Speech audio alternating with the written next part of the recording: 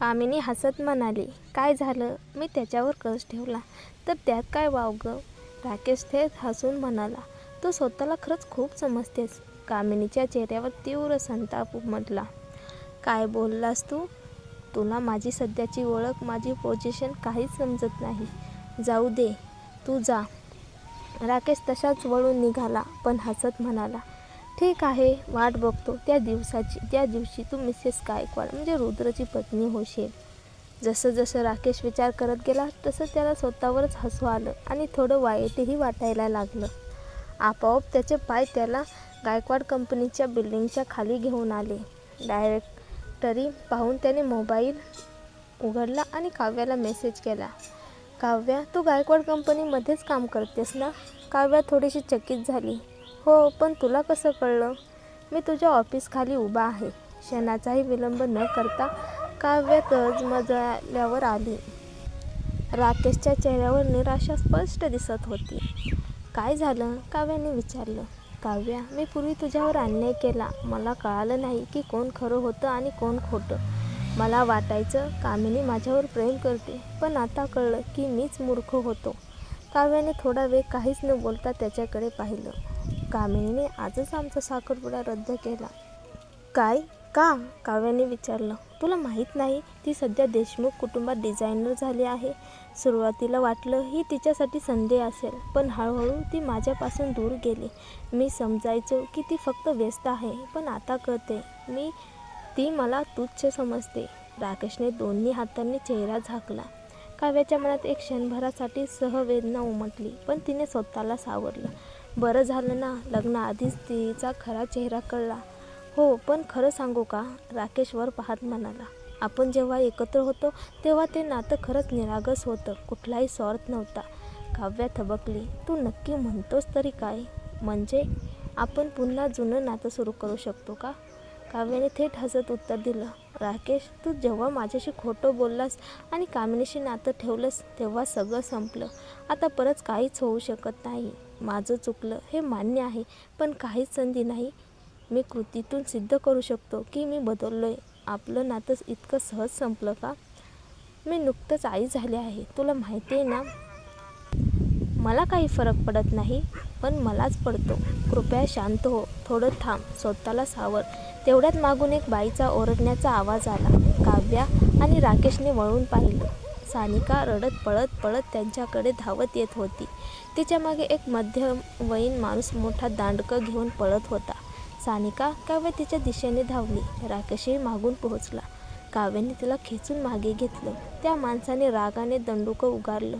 साला, मी तुला वाढवलं आणि तू पळतेस? काय उपयोग? थांबा, मी पोलिसांना बोलावते. काव्या रागात ओरडली. तो माणूस थबकला. त्याला वाटलं होतं की सानिका एकटी असेल, पण आता राकेश आणि काव्या दोघं तिच्यासमोर होते.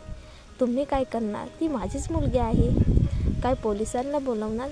काव्याने आश्चर्याने सानिकाकडे पाहिलं. तो खरंच तुझा वडील आहे? सानिकाने ओठ चावले. डोळ्यात पाणी होतं. हो, हे माझे वडील आहेत. मला माफ करा काका, पण अशा पद्धतीने तुमच्या मुलीला रस्त्यावर मारहाण करणं योग्य नाही. ती आता लहान नाही. तू तिची मैत्रीण आहेस म्हणून तू आमच्यात ढवळाढवळ करणार का? काव्याने धीटपणे उत्तर दिलं. आजचं वातावरण गरम झाले. मी सानिकाशी बोलते. तुम्ही आता घरी परत जा. तो माणूस चिडून म्हणाला. नाही. तेवढ्याच राकेश पुढे आला. तो उंच, सशक्त शरीरयष्टीचा माणूस पाहून त्या माणसाने थोडं मागं घेतलं. तुझं नाव आमच्या कुटुंबाच्या रेशन कार्डात आहे. परत आली नाहीस तर पाहशील काय होतं. ओरडत तो माणूस गेला. सानिका अजूनही थरथरत होती. काव्याने तिला सावध करत विचारलं, तू इथे का आली होतीस? मी टायटन कंपनीतर्फे गायकवाड कंपनीसोबत बिझनेस मीटिंगसाठी आले होते. पण वडील मागून आले. जर तू नसतीस तर त्यांनी आज मला मारलं असतं. ते असं का वागतायत? इतका राग का? सानिकाने नजर खाली घातली. मी कधीच सांगितलं नाही, पण मी त्यांच्या घरातली मूलची मुलगी नाही. माझं त्यांच्याशी रक्ताचं नातं नाही. मी उपनगरात लहानाची मोठी झाली. नोकरी लागल्यावर ऑफिसजवळ घर घेतलं. नुकतीच घरी गेले होते तर कळालं माझा भाऊ पुन्हा बेरोजगार झालाय. काव्य डोळे विस्फारून ऐकत होती. आई म्हणाली की तो लग्न करू शकत नाही, त्यामुळे मी, जी त्याची स्वतःची मुलगी नाही, मला त्याच्याशीच लग्न करायला हवं. काय? काव्य संतप्त झाले. हे तर पूर्णपणे विकृत आहे. हो, मी नकार दिला म्हणून त्यांनी माझ्यावर दबाव आणायला सुरुवात केली.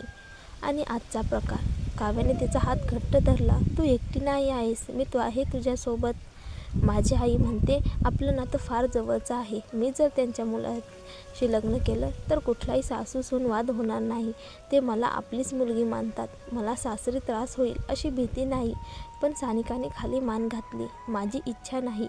आईने मला ओरडलं. म्हणाली, तू कॉलेज शिकलेली आहेस आणि तो मुलगा फक्त 10वी पास. तू त्याला कमी लेखतेस का? त्यांनी तुला शिकवलं. आता तू त्यांचं ऋण फेडायला हवं. काव्या टेबलावर जोरात हात आपटते. काय युग आहे हे? अजूनही बालविवाहासारखी वागणूक.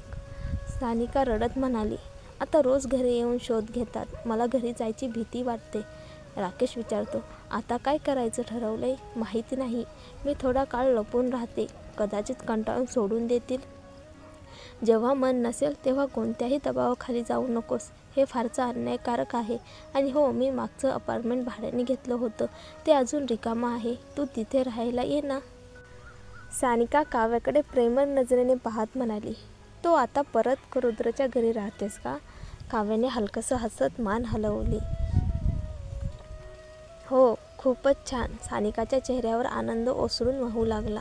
आता तर मी गायकवाड कॉर्पोरेशनमध्येच काम करते. म्हणजे आपली भेट वारंवार होईल. काव्या हसत म्हणाली. काही सूचना दिल्यानंतर काव्या तिच्या खोलीत सामान आवरायला गेली. त्या दरम्यान राकेश शांतपणे उभा होता. सानिकाने त्याच्याकडे कटाक्ष टाकला आणि विचारलं, तू अजूनही काव्यासोबत फिरतोस? राकेश थोडा चिडचिडत म्हणाला, म्हणजे आम्ही आता एकत्र राहूच शकत नाही का? पण तुमचं भांडण झालं नव्हतं का? कोण म्हणालं? आम्ही अजूनही मित्र आहोत. राकेशने जोरात उत्तर दिलं. तो म्हणताना त्याच्या डोळ्यात एक अनोखा ठामपणा होता. जणू जुने नाते अजूनही त्याच्या मनात जिवंत होतं. सानिका मात्र त्याच्या बोलण्याकडे थोडं साशंकपणे पाहत राहिली. त्या क्षणी आत खोलीतून काव्याचा शांत आवाज आला, सानिका, तू चहा घेणार का? मी ठेवते. तेव्हा मात्र सगळं वातावरण पुन्हा हलकं झालं. पण मनातल्या जखमा अजूनही हळूहळू सैरावैरा होत्या. काय, अजूनही तुला काव्याबद्दल भावना आहेत का? सानिका उपहासाने विचारते. राकेशने डोळे वटारून पाहिलं. म्हणजे काय? आपण डेट करत नाही, पण लग्नही नाही का? आणि रुद्र जरी मोठा असला तरी तो तिच्याशी कसा वागतो हे तुला काय माहीत नाही का? सानिका अजूनही विश्वास ठेवू शकत नव्हती. राकेश खरोखरच अजूनही काव्याला मनात ठेवतो. तेवढ्यात काव्या परत आली.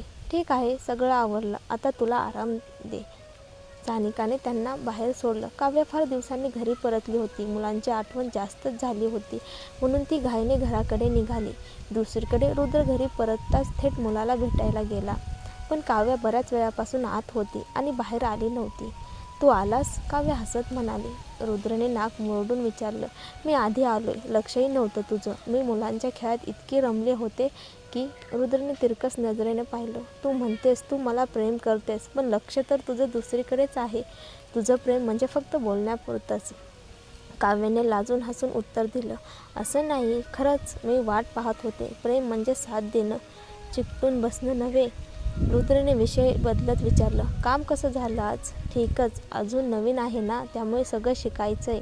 सगळ्यांचे स्वतःचे प्रोजेक्ट्स आहेत. मला अजून काही मिळालं नाही. म्हणजे तुला माझी मदत नको? नाही, मी स्वतःच्या कर्तृत्वावर प्रोजेक्ट मिळवेन. मी विचार करत होतो की तुला आर्किटेक्चर सेमिनारला कंपनीचं प्रतिनिधित्व द्यायचं, पण आता वाटतं तू तयार नाहीस. नाही, मी जाईन. कृपया, मी तयार आहे. ठीक आहे, उद्या दुपारी आहे. तयार राहा. थँक्यू. आणि हो, मी औषध करून आणते तुमच्यासाठी. रुद्राच्या चेहऱ्यात बदलला. काव्याने लक्ष न देता विचारलं. झोप चांगली लागते का? कशी बशी? झोपेच्या गोळ्या टाळ. मी आहे ना तुला आधार देणारी. रुद्र काही न बोलता आत निघून गेला. मध्यरात्री काव्याची झोप अचानक उडाली. रुद्रची झोप कशी लागते हे स्वतः पाहिलं पाहिजे, ती विचार करते. ती हळूच रुद्रच्या खोलीत शिरते. पण जेव्हा ती आत गेली, तिला रुद्रच्या चेहऱ्यावर एक विचित्र वेदनादायक भाव दिसला. त्याचा चेहरा घामाने भिजलेला होता. ओठ हलत होते. तू मर, तू माझी आई नाहीस, तू मर. काव्याचा श्वास थांबला. ती घाबरून मागे सरकली आणि स्वतःच्या खोलीत धावली. दरवाजावर टेकून ती श्वास घेत होती. चेहरा पांढरा फडक. आई? त्याच्याच आईला मारल्याचं स्वप्न. ती हादरली. तिला मीराने सांगितलेलं आठवलं. रुद्रने स्वतःच्या आईला मारलं. हे खरं असेल का? मी एका खुनीशी लग्न केले. पुढील सकाळ काव्या टेबलावर बसलेली विचारात गुंग होती. रुद्र थोडासा थकलेला वाटत होता. तयारी झाली का आजच्या सेमिनारसाठी? हो तयार आहे, काव्या दचकली. रुद्र काही बोलणारच होता तेवढ्यात काव्या उठून म्हणाली, उशीर होते मला, मी निघते ऑफिसला. आणि ती घाईने बाहेर पडली.